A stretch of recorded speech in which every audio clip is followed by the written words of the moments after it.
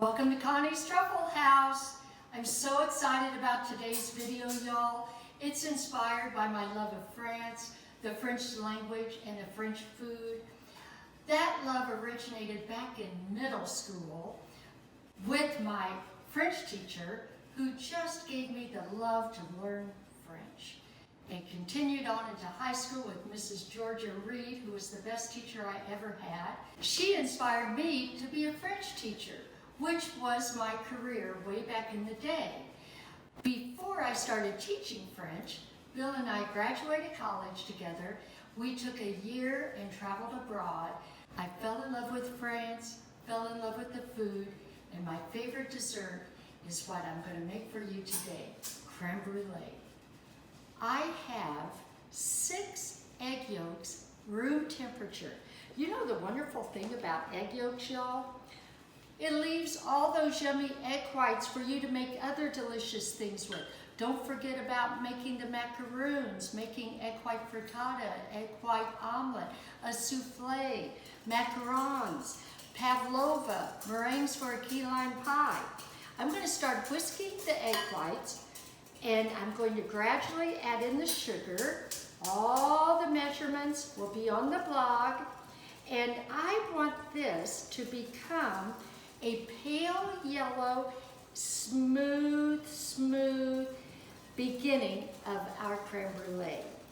If you want to use a stand mixer or a hand mixer to whisk this, go right ahead.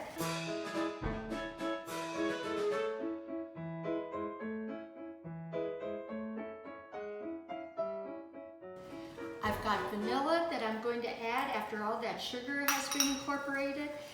Behind me, y'all, I have cream just on a very low simmer on the stove top. It's not going to boil.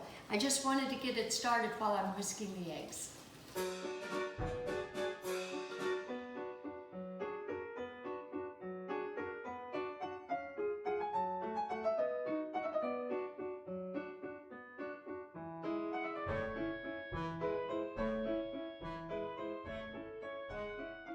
Y'all, the egg yolks, vanilla, and sugar are blended very well. It takes a little bit of time to whisk, but now I've got the cream, which is warm. It's not scalding or boiling, because guess what will happen if it is? We're going to have scrambled eggs in here.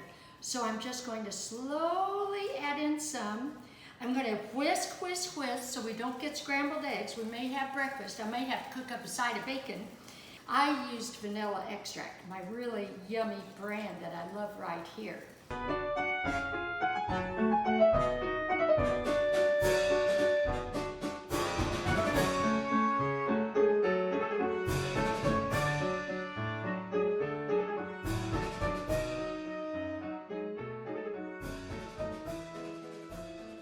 I put the mixture in a pitcher so I don't spill it all over the place.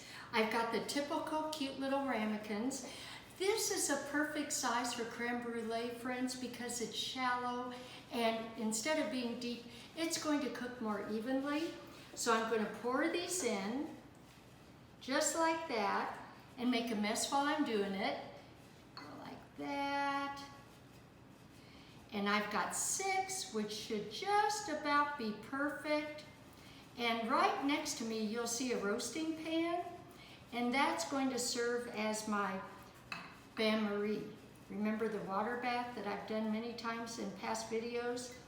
Now what you could have done is put these ramekins in the roasting pan first and filled them up in the roasting pan.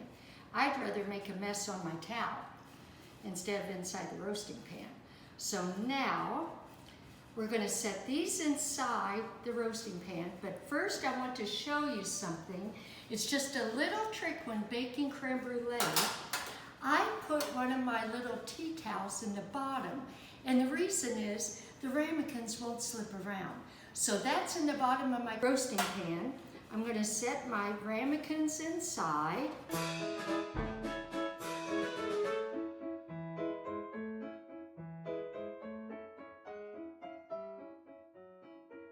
I've got my ramekins going into my 300-degree preheated oven.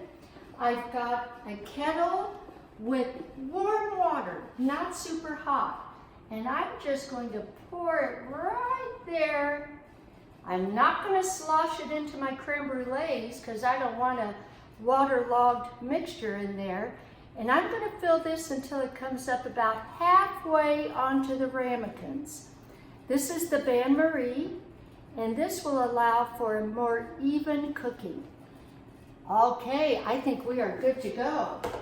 I'm going to slide that in without sloshing, I hope.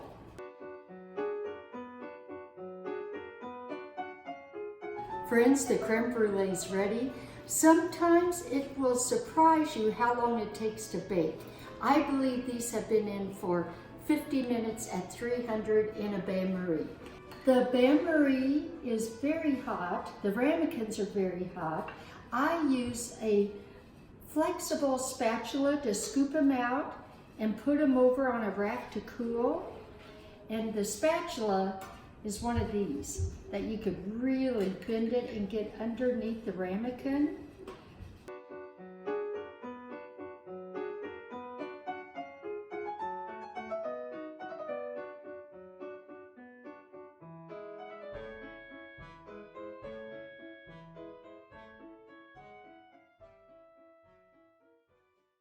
The classic creme brulee is out of the oven. It's cooling to room temperature. I'll put it in the fridge for it to cool at least 3 hours. Overnight is great. Before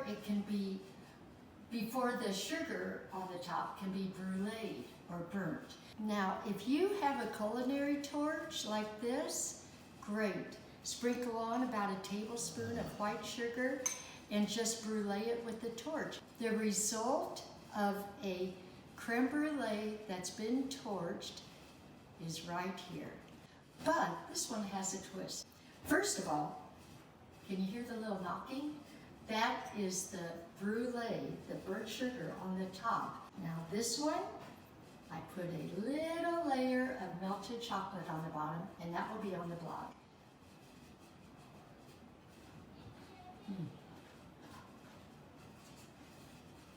Y'all, it's delicious. The classic recipe is to die for. If you want to vary it a bit, try my recipe with the chocolate on the bottom. Thank you so much for being here. Before I say goodbye, Blake Shelton, please come here to Austin, Texas and do a video with me. Please like the video, share, and subscribe, and we can't wait to see you next time. Thanks for being here. Love y'all. Bye. Bye.